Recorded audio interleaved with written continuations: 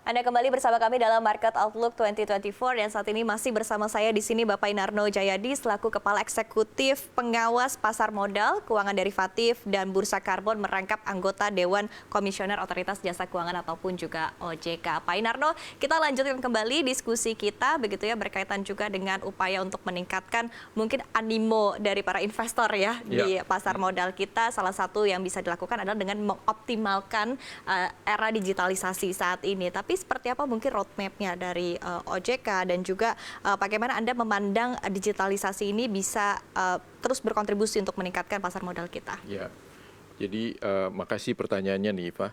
Jadi memang mau tidak mau digitalisasi itu harus kita laksanakan. Ya. Mengingat bahwasanya kita itu terdiri dari pulau-pulau yang luar biasa banyaknya. Dan aktivitas pasar modal itu rata-rata dilaksanakan di kota-kota besar. Ya. Nah, tentunya kita sudah punya banyak sekali inisiatif untuk melakukan digitalisasi. Salah satunya misalnya untuk elektronik pembukaan rekening, eKYC. Itu sudah bisa kita lakukan. Kalau dulu orang yang di ujung dunia itu maksudnya ada di pelosok ke Indonesia, itu butuh waktu bulanan untuk membuka opening account. Saat ini hanya less than 1 jam sudah bisa membuka account gitu ya. Lalu yang kedua mungkin juga kita tahu bahwasanya kita juga melaksanakan untuk elektronik IPO, eIPO ya. Di mana di situ orang memiliki kesempatan yang sama. Baik itu orang yang ada di Irian maupun ada di Jakarta ataupun di Jogja itu memiliki kesempatan yang sama untuk mendapatkan saham ya, untuk membeli saham. Nah, tentunya ini sangat bermanfaat untuk investor-investor kita yang scattered di seluruh Indonesia. Nah, tetapi tentunya juga ada berbagai ada berbagai tantangan juga di situ ya. Tentunya securities-nya pun juga kita harus persyaratkan. Misalnya sebagai contoh bahwasanya untuk memitigasi risikonya kita juga perlu adanya pengawasan terhadap cyber security-nya dan lain sebagainya. Jadi itu beberapa inisiatif yang telah kita lakukan. Demikian. Oke, baik. Pak Inarno tadi sempat di-mention juga berkaitan dengan eIPO, tapi sebetulnya mungkin animo masyarakat untuk eIPO ini sendiri seperti apa, utamanya di tahun 2023? Oh, bagus sekali dan mereka memang sudah kita persyaratkan untuk memakai eIPO ya. Tentunya ini akan bagus sekali dalam hal taruhlah kesempatan investor untuk mendapatkan sahamnya. Yang kedua adalah untuk pricing-nya ya. Book building-nya itu lebih transparan gitu ya dengan adanya eIPO tersebut. Jadi sebetulnya semua untung lah gitu ya, dan semua antusias untuk menggunakan eIPO tersebut. Oke, baik. Tadi sempat di-mention juga oleh Pak Inarno berkaitan dengan upaya yang dilakukan untuk meningkatkan keamanan di dunia digital berkaitan juga dengan pasar modal. Tapi mungkin kita akan tarik lagi begitu ya ke root-nya tugas OJK sebagai pengawasan begitu Pak. Sebetulnya mungkin bisa dijelaskan evaluasi dan juga strategi OJK dalam mengawasi aktivitas di sektor pasar modal sendiri seperti apa sehingga tentunya bisa mendorong penguatan program perlindungan investor di dalam negeri. Jadi gini, mungkin terkait dengan cyber security gitu ya. Kita itu ada juga policy yang saya belum sebutkan bahwasanya kita membuka kesempatan kepada perusahaan efek itu untuk kerjasama dengan fintech. Nah, gitu ya. Jadi untuk pemasarannya segala macam itu melalui fintech. Tetapi ya kembali lagi bahwasanya dengan adanya teknologi itu kita mesti amankan betul bahwasanya infrastruktur tersebut adalah cukup aman, tidak cukup resilient terhadap serangan cyber misalnya. Nah, itu yang kita pastikan. Jadi kita buka kesempatan untuk digitalisasi, baik itu order beli, order itu melalui fintech atau apa, tetapi kita mesti pastikan betul bahwasanya aman gitu ya. Mungkin gitu ya kira-kira keterkaitannya. Baik, tadi secara digitalisasi begitu ya Pak ya, berkaitan juga dengan tentunya pasar modal kita. Tapi mungkin secara umum Pak, Ya. dari OJK sendiri seperti apa evaluasi dan juga strateginya untuk pengawasan aktivitas di sektor pasar modal kita? Oke, jadi sebagaimana kita tahu bahwasannya dalam kita ada P2SK ya, itu juga sudah disebutkan bahwasannya kita memiliki beberapa terkait dengan pengawasan itu kita ada disbursement fund. Ya, disbursement fund juga dimasukkan dalam P2SK yang menyatakan bahwasannya pelanggaran yang dilakukan, keuntungannya itu bisa diambil dan diserahkan kepada korban-korbannya. Itu adalah kewenangan kita. Kita memiliki salah satunya adalah disbursement fund. Yang kedua juga Unavia. Tindakan-tindakan pidana itu bisa kita kita biasanya kita langsung masukkan kepada penyidikan. Tetapi dengan adanya Unavia itu kita bisa memberikan sanksi administratif dalam bentuk denda. Oke, ini tindak pidana seperti apa Pak? Pelanggaran-pelanggaran yang dilakukan oleh pelaku pasar modal, pelaku jasa keuangan. Nah, itu kita punya Unavia dan juga disbursement fund. Ya. Nah, di sisi yang lain ya, tentunya kita juga ada POJK nomor 23/21 itu terkait dengan kewenangan bagi OJK untuk melakukan pembinaan dan juga supervisory action. Nah, di sisi yang lain ya, tentunya kalau misalnya Mbak Iva tahu bahwasanya di bursa sendiri itu juga kita memberikan disclosure ya. Salah satunya adalah notasi khusus, juga adanya papan pemantauan khusus. Nah, ini semuanya ini adalah terkait dengan perlindungan kepada investor. Ya, jadi investor mau beli saham tentunya akan diingatkan dengan adanya notasi khusus. Oh, ternyata ini ada kelambatan laporan keuangan, itu ada notasinya. Misalnya ini ekuitasnya sudah negatif, itu ada notasinya. Nah, ini semua kita upayakan agar supaya untuk perlindungan terhadap investor. Betul, baik. Tapi apakah mungkin akan ada aturan-aturan baru lagi yang saat ini juga tengah digodok begitu Pak untuk tadi ya perlindungan terhadap investor ke depannya? Ya, tentunya kita lihat, kita review. Kalau memang sekiranya ada yang perlu untuk kita tambahkan, kita akan tambahkan untuk meningkatkan perlindungan investor. Bisa memungkinkan. Oke, Ya.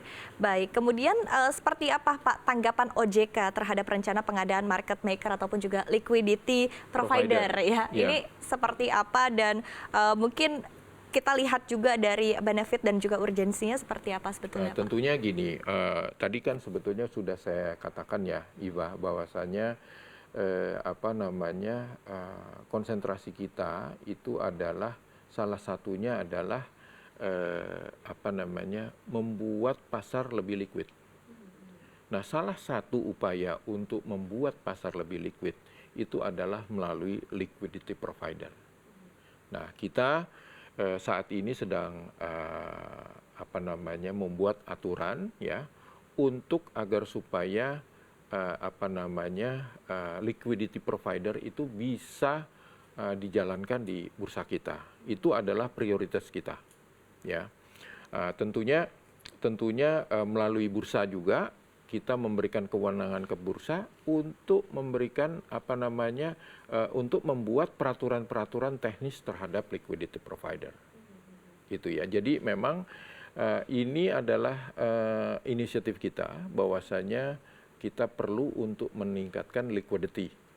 Di samping kita itu kalau kita lihat perkembangan cukup bagus, tetapi memang kita perlu terus meningkatkan baik itu dari sisi supply-nya, tetapi juga dari sisi liquidity-nya. Oke, Iya. baik. Ancang-ancang tadi untuk aturan teknisnya sendiri sebetulnya seperti apa? Mungkin detailnya begitu Pak Irnanto. Dan di satu sisi juga tentu dari OJK sendiri juga perlu menerapkan rambu-rambu Ya, tersendiri begitu ya betul Pak ya, betul. untuk menghindari moral hazard ke depannya. Nah ini seperti apa Nah, sebetulnya Pak? jadi sebetulnya kita itu justru melihatnya kalau aturan daripada OJK itu lebih kepada rambu-rambunya apa namanya terhadap liquidity provider, apa yang menjadi persyaratannya sebagai liquidity provider. Nah, hal-hal yang lebih teknis tentunya ada di Bursa Efek Indonesia gitu ya. Oke, baik. Tapi belum bisa dirinci begitu ya Pak ya, seperti apa? Sudah kita dalam proses untuk itu. Sebetulnya liquidity provider itu juga apa namanya sudah untuk khusus ya, untuk yang khusus itu juga sudah kita laksanakan. Tetapi ini ya secara umum gitu ya. Secara khusus yang untuk yang di structure warrant itu juga sudah ada liquidity provider dan juga salah satunya di ETF juga.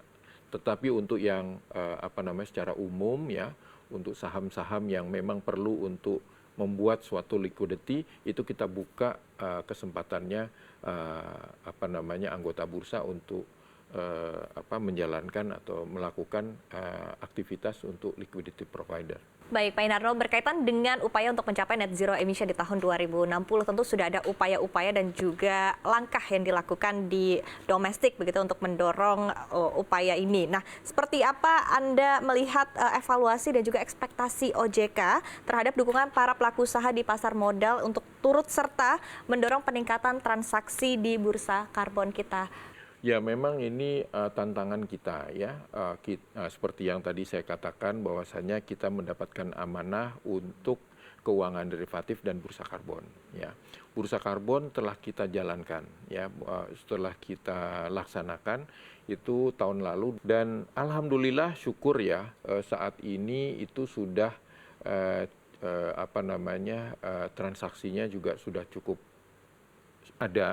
banyak, walaupun juga masih boleh dibilang juga masih masih thin. Tapi ini Iva, saya tetap optimis bahwasanya sources ini nih Indonesia luar biasa. Mungkin yang perlu difikirkan ya, yang perlu difikirkan itu adalah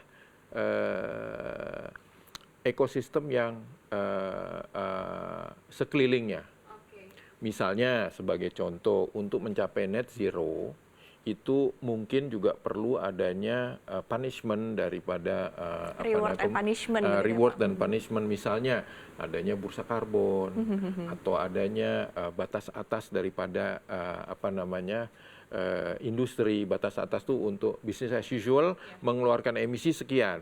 Nah, batas atasnya apa namanya kita targetkan mungkin 80%. Ya, misalnya begitu ya. Ini secara gampangnya aja. 80%. Berarti ya bagaimana caranya bisnis as usual 100 ini 80%.